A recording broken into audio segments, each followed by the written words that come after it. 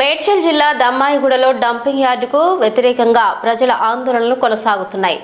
గత 6 రోజులుగా స్థానికులు రీలే నిరాహార దీక్షలు చేపడుతున్నారు. ఈ దీక్షలకు మాజీ మంత్రి మేడ్చల్ ఎమ్మెల్యే చామకూర మల్లారెడ్డి సంఘీభావం తెలిపారు. ఈ సందర్భంగా ఆయన మాట్లాడుతూ కాంగ్రెస్ ప్రభుత్వం గతంలో డంపింగ్ యార్డు కోసం భూములు కేటాయించడం వల్ల పరిసర ప్రాంతాలు తీవ్రంగా నష్టపోయాయని ఆరోపించారు. బీఆర్ఎస్ ప్రభుత్వంలో తాను మంత్రిగా ఉన్న సమయంలో సమస్యలను తగ్గించేందుకు చర్యలు తీసుకున్నామని తెలిపారు.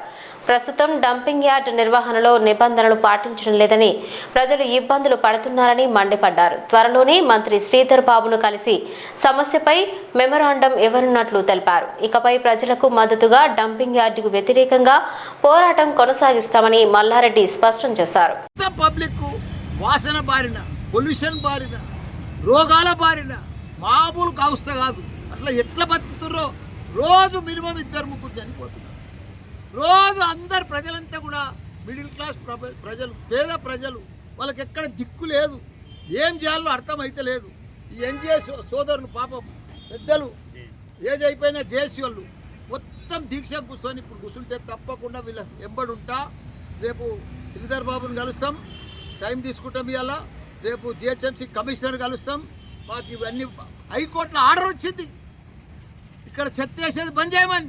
దాన్ని మళ్ళీ మిస్గైడ్ చేస్తున్నారు జిహెచ్ఎంసీ వాళ్ళు రాకుండా చేస్తున్నారు. కోర్టులో ఆర్డర్ వస్తున్నా కానీ మళ్ళీ దాన్ని తిప్పుతూ ఉన్నారు, వాయిదాలు వేపిస్తూ ఉన్నారు. కానీ ఇవన్నీ కూడా మనం ఇక వీళ్ళు సోదరులు పాదయాత్ర చేస్తూ అంటున్నారు. తప్పకుండా వాళ్ళు ఎంబడి వాళ్ళకి అన్ని రకాలు కూడా ఉంటా.